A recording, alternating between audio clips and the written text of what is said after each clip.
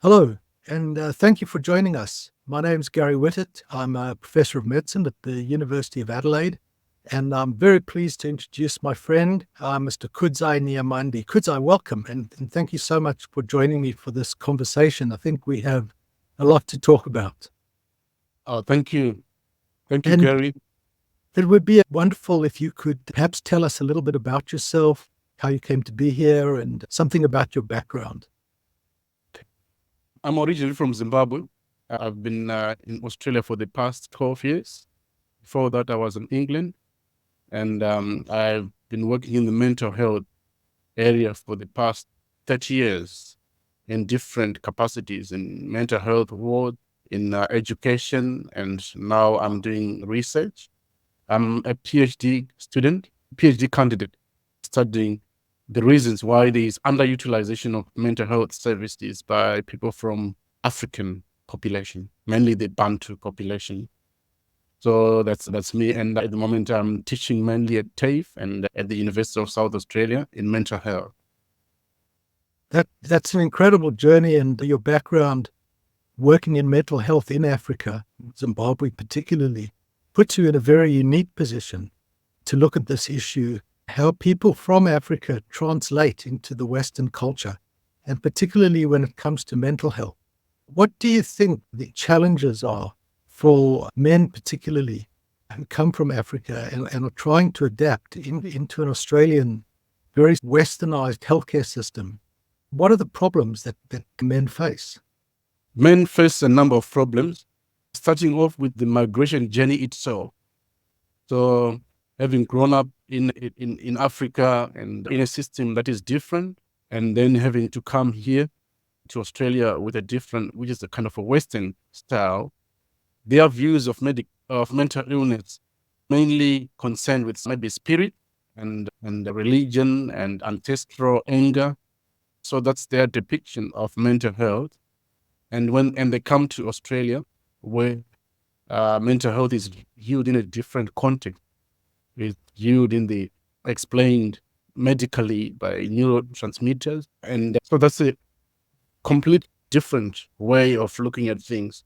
So that journey is difficult for African men. And they are they're coming from an area where it's very social. Everyone is a neighbor, is a friend. You just walk to see people. People mainly work 9 to 5, Monday to Friday. And then after that, they go and mingle and meet. But then they come to Australia where there is shift work, where the distances between them and their neighbor and their friends, maybe you're talking of maybe 50 kilometers, at most maybe 70 kilometers. And so they can't just go and see their family. So they are faced with a lot of changes. And in some countries, they are used to being going to the mosque and pray at the mosque, and then they come to Australia, which is a Christian country, and then they could be viewed in a different context because of their religion. There is a lot of challenges. The migration itself used to detect simple things sometimes we take for granted, like text system, like how to see a doctor. If you want to see a doctor in my country, Zimbabwe, you have to be critically ill. You have to be very ill. So you can't make an appointment to see a doctor. Someone has to carry you, or maybe when you are maybe incapacitated or you can't walk, you have to be, yeah. And then here you can walk into a doctor's appointment, and that's another change. So there is a lot of change. So some of the key things are the stress of migration itself, the stress of adaptation to a new environment, the loss of community connectedness, the change in the support system should there be a mental health problem, where you would have a structure that would address that issue in a spiritual and a psychosocial sense rather than in a medical sense. And then you have the differences in navigating the system and the problem of understanding how preventative care operate. There must be some other difficulties with men who migrate to Australia with families. Children are adopting Australian lifestyle and values, creating some conflict. with the values of the parents and the way they were raised. How do you think that's experienced? That's another major difficulty. And like sometimes I talk to men, when they are in Africa, they used maybe to discipline their children when the children misbehave. And then they come to Australia and that's termed assault. So the men feel powerless and then maybe they can't control their children. So that leads to even more problem. Maybe the wife then starts to criticize the men for not being men enough. And also the issue of maybe domestic violence. I talk to men who maybe when they're in Africa, they were taking charge of the finances. They were the ones who were taking charge of the finance and then giving the wife. And then when they come to Australia, that's maybe termed as financial domestic violence, coercion in a way. So men say, we don't know what to do now. We are just trying to do what we were doing in Africa. But in Australia, exactly what we were doing in Africa is now viewed in a completely different context, and they feel powerless. Powerlessness and loss of control is obviously terrible for mental health. And if you combine that with other health-related issues, if there's a physical problem, if there are inherently financial stresses, everything must compound. How are migrant men in general, but particularly those from Africa, navigating their way in the system? The way men are adopting to that is some resort to alcohol and substances. Some of them use alcohol as a way of escaping. Maybe the home is not the nicest place now, so they have to go out, and you can't just sit out. Maybe you just have to go somewhere, and then the places which are open at that time usually or the pubs, so they start to drink, and some are starting to experiment with substances as well as a way of escape. So Right. man is now trying to manage, and maybe when he comes home, he just wants to come home and sleep. And then the following morning, he leaves. And sometimes work, they start to work extra hours, not because maybe there is a need for that, but it's a way of maybe escaping from the home environment. And of course, that adds to the stress and dysfunction within the family and the interpersonal conflict, which would almost certainly result from that. Hardly beneficial for mental health. Definitely. Because if you are living in a rural setting, let's say you're in Mount Gambia, somewhere there, and there are not that many people maybe from Africa there, and you are having to deal with this, and the next thing is you are now isolated and you resort to substances, and then it's just a spiral out of control. And the family, which needs you are not there. The children who need some maybe direction, who are used to the direction when you're in Africa, they are now, you can't control them. And some of the children also, because they are now the first generation growing up in Australia, they are now taking on board the Australian system, and maybe it's now a system whereby whatever you do might be perceived to be abuse, and leaving the men and even the women powerless. So it's a very difficult situation for people to be in. And I think it's fantastic that this is something that you're studying and would obviously put you in a good position to make some recommendations at the end. How have you structured your PhD and how are you going about it? So the way I've structured my PhD is I'm using the methodology of Ubuntu, which is a Bantu methodology, and also using constructivism, which is about the social construction and how people assign meaning and how they do the meaning makings. And in a way, the way things are is sometimes by belonging to the Bantu group, in a way you are influenced in how you assign your meanings by being Bantu. That affects how you think, and because of belonging to that group. And maybe by coming to a different country like Australia, you might start to see things in a different context. I'll take for an example, going to a mental health hospital in Zimbabwe, they give it derogatory names.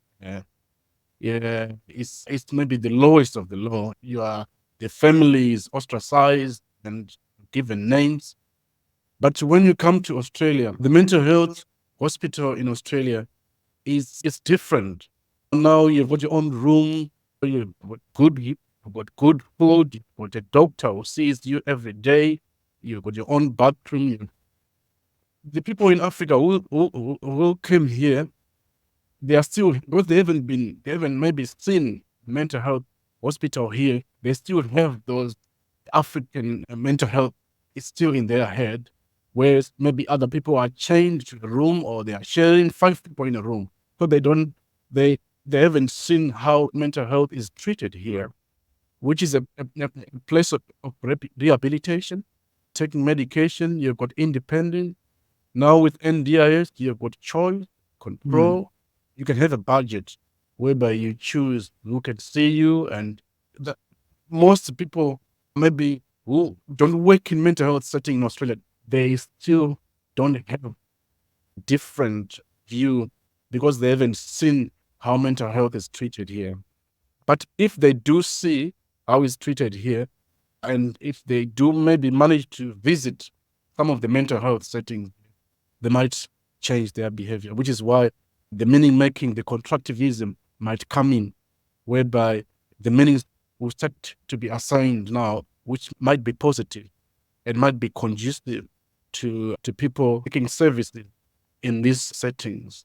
That's where my methodology comes in. So the barrier in that context is fear of the consequences in terms of hostility from others in the community and disincentive to enter care. Presumably those are issues that can be broadly dealt with by education to a certain extent. Men experience mental health in a different way to the way women do, and may size their symptoms, so translate them into a bodily symptom rather than something that's experienced as mood or sadness. It's more physicality that becomes the issue. Is that similar among the Bantu? It is quite similar in the Bantu, because we don't have a mental health diagnosis. So we don't have depression, we don't have PTSD, we don't have names. A person with mental illness is someone who is in the street, who doesn't have a home, who is eating food from the rubbish, who is maybe walking with dirty clothes. That's what someone with mental illness. So if we had those different diagnoses, that would definitely help. Actually, I went to one of the hospitals and I was just talking about mental illness. And I remember one of the psychiatrists saying that the only mental health diagnosis that we recognize is postnatal depression. And then I said, why? And then they said, because when a woman has a baby, she needs support from the community. So that's the only, so apart from the other mental illness, which is mainly schizophrenia, which is what is called a mental illness in the Bantu, maybe postnatal depression is where people might start to have a bit of sympathy, but depression might be perceived as being weak. You are not strong enough. And for a man, there is nothing worse than being called weak, because that comes with a lot of disadvantages. Trauma, where maybe someone has had a motor vehicle accident and has been traumatized. In the Western world, we're starting to have trauma-informed care here, and people are starting to understand that trauma does affect people, but still in the Bantu, it's something that you're supposed to overcome. So if you had a motor vehicle accident, which is traumatic, they expect maybe you to sleep maybe for a few days, and then you go back to work, and then recover from it. And how do you think that plays out? The way it's playing out is that people still are pressured by the society and family to quickly get back to their feet.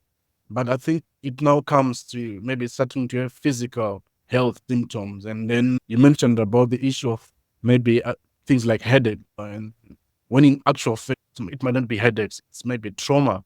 It's other symptoms, which maybe by saying headaches, morally accepted, you won't be perceived as weak. People will start to have a bit of sympathy. So what would a person in Southern Africa, so primarily where the Bantu are living, what would be the prompt to consult a spiritual healer of some sort? There is a number of prompts to that. It could be like a death in the family. Maybe death is not accepted. It's not really accepted. Death is attributed to something. Even a 100-year-old person, when he dies, people have to consult maybe to see why that person has died. And illnesses like schizophrenia, it could be attributed to someone who maybe maybe a grand person, maybe one of the past who murdered someone. So mental illness is now a punishment which is coming through the murder that was done or something that was done wrongly to the person. So it's ancestral anger. So if, let's say, I was one of the individuals living there, and I was having very severe anxiety that was limiting my ability to participate socially or occupationally. I would just want to hang in the house all day, not do any work. Is that a legitimate reason to consult a spiritual healer? And would there be an expectation that I should do? It could be a good reason to consult a spiritual healer, because why are you doing that? Why are you overthinking? Why are you being anxious? You should be working in the field. You should be doing something. So there is likely a spiritual force which is causing that. And because there is also religion, which is through mainly Christianity. So it could be that you need prayers, because maybe you have got a spirit of an aunt who passed away years ago, which has maybe taken over you, which is leading you to be anxious. So the construct is not that of a biological problem, or it may be, but it's always resting with someone who has some ancestor who's been upset, or someone who is causing an ancestor to do harm to you. Yes, that will be the construct. Something has to be. So people are people are recognizing that there's a problem. Yeah, people are recognizing it as a problem, but it's never in a medical. It's not. People will not see it in a medical context. It has to be something which is causing. Simple thing like before I left Zimbabwe, I wasn't aware of what is called a stroke. But when I went to England, because when people who have got a stroke, it's supposed to be some ancestral anger. There is a spirit that is called. So I remember one of my great grandfather, I think he had a stroke, and the mouth, like when one of the side was off. So it was said, oh, this is the ancestral anger, which was very angry and causing this. So there was never someone being diagnosed with stroke. It was all, the construct was, it's ancestral anger. Right. Do you think that I'm asking you to speculate now, and you've done a number of interviews as part of your PhD. Do you think that there's a problem where people who are used to having a spiritual dimension to the treatment of their illnesses are compromised when the only option is a medical model, the Western medical model?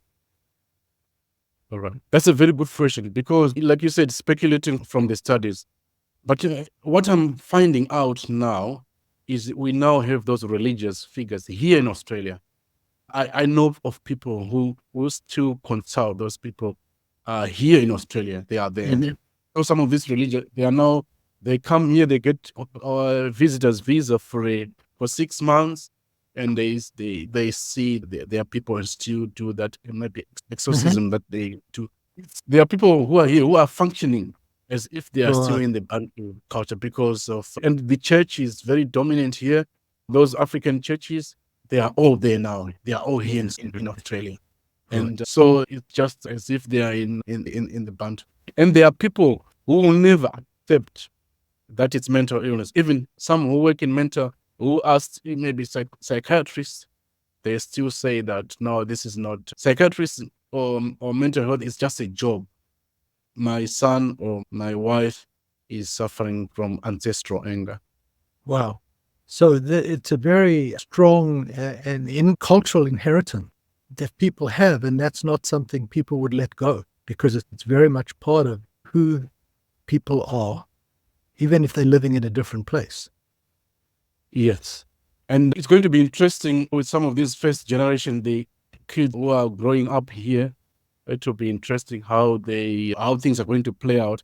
But you can see that there is now tension between the parents who grew up in Africa, who are still having these views of mental illness, which are taken from Africa. They still keep them here, even if they have been here. And then and their children who were brought up here, who are now starting to be aware of mental health, who are starting to learn about mental health, and who are now starting to challenge some of those views of mental health. What do you think that a medical practitioner, an average Australian medical practitioner, would need to know if they were seeing someone from Southern Africa? I think they need to know that spiritualism is very important to them.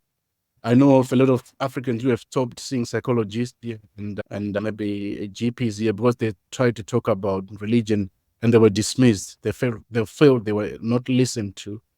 So I think it's important for them to know that religion is very important to them. And the issue of prayer is very important, very important to them, even in areas like mental illness, that there are quite a lot of people who still think that prayer will solve those issues.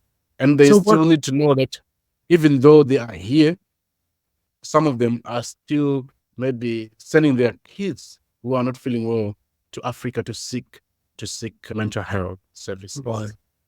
So do you think there's a specific approach that a practitioner should take in talking to particularly a man from Southern Africa? And I understand there are lots of different tribes in Southern Africa, but we're grouping them as Bantu because of the racial commonalities between the group. Would that be fair? Yes. It would be probably likely that someone is not going to come along to me and say, I'm feeling sad, I'm not coping with life. And it's going to be very much an indirect, I'm not feeling well or I'm tired. Is there a culturally sensitive way for a medical practitioner to raise the issue without causing defensiveness or offense? All right. From the research, what I'm noticing is that any mention of the word mental health is not helpful. I was actually talking to someone about maybe other ways, emotional, maybe, and whether certain words can be used. Because any mere mention of the word mental health, oh, I'm not mental, or it automatically creates a problem. You mentioned about how maybe the manifestation of some of the symptoms, the constant headaches, and maybe through building that relationship. Because the Bantu are not, there is a small group of Bantu here, and the confidentiality is a big issue because they are worried about who community finds out. Maybe that means that they might not be called to parties, or maybe their children might not get married, or because the other Bantu person will know about it. That confidentiality has to be protected. And there might be ways of, which is what we do within organization that I'm running, Nokutenda Disability. We work with confidentiality, and people just call us. Sometimes they don't give us their names. Protecting confidentiality is key, so that they can maybe trust and then maybe confide, and using other terms, other languages, not mental health. Yeah. So you're involved in a number of community activities that support the community in a mental health perspective, but also more directly with men's health. Can you share a little bit of that range of activity? Yes. So I registered a charity which is called Nokutenda Disability Foundation. So we mainly target mental health awareness, and we also have kind of a crisis line that we run. We use online web chat, so people log in and we communicate with them. And what we are finding out is some of the things that we take for granted. Like when someone is unwell, most people don't even know the difference between a psychologist, what they do, and the psychiatrist. Don't even know how to start service. because they are coming from maybe Africa, where maybe a country like Nigeria apparently has got about 40 or 50 psychiatrists with a population of almost 200 million. So seeing most people won't have, and it might be very expensive for them to see a psychiatrist. Trying to educate them that here it's not the same. You can actually see a GP, and GP can refer you to a psychologist, and then the psychologist. So yeah, Right. so just trying to ensure that the services are there and you can utilize them. So that's the awareness part, and also trying to talk about, because most people are worried that when they go to ED and they try to explain their symptoms, because some of the words that they might use might be misconstrued. I remember someone saying that, because in the Bantu expression, if you are mentally tortured, you can use the words like, which can be translated to, I might cut myself. But that person is not saying he's going to cut myself. He is saying that he's so traumatized that he might just cut himself. So when some of these are directly translated, they then appear too extreme, and then someone is then maybe sectioned and then detained, and then when they get discharged, they will say, "Oh, I went to the ED. I just was telling them that I was feeling traumatized. Before I knew it, I was detained, and then it stops the other people from accessing services." So that brings the issue of culturally sensitive services to the point of call, whereby there is need for someone who has got some maybe knowledge of the culture and how Right. people express themselves. And of course, that's going to be different for different cultures. There are people in Australia now from so many different parts of the world, each of whom will presumably have different idiomatic expressions to explain distress. Being involved in an organization like you are, it's a phenomenal service to the community, but you're also involved in men's health specifically. Can you say something about that, please? All right. So I'm the chairman of the MCCSA, Multicultural Council of South Australia, Men Council. So we work with people from both Africa and the code communities. Similar aims, looking at preventative mental health awareness, educating about the different mental health services in Australia, physical health, that the need for people to visit their GPs so that they can have regular check. We also touch on issues like erectile issues, men's issues, which are a bit sensitive, encouraging people to seek help for that. Because to a Bantu person, an African person, that is something that is something that has to be handled with care, because it will lead to a lot of name calling in the community. So we work with men in a culturally appropriate way. We have meetings once a month, we have walks, because we also know the importance of physical health, exercise.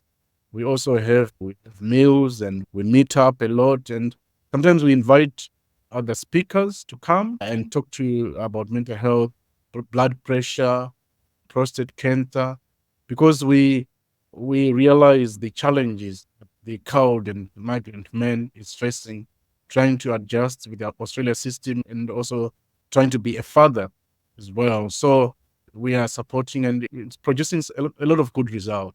This is an organization I've been privileged to engage with, and I know that you and I can have some very interesting conversations over the next few weeks where we can explore not just mental health, but some of the critical health issues that confront men from CAL communities and the information that they need to make the healthiest lives for themselves living in Australia. Kudzai, thank you so much for talking to me. It's an absolutely fascinating and enormously informative amount of information about a group of people whom most people in Australia would not have had any association with and would have very little understanding of, and look forward to talking to you further, not just about general health issues, but about the outcomes of the very worthwhile PhD you're doing. Thank you. Oh, thanks a lot, Gary.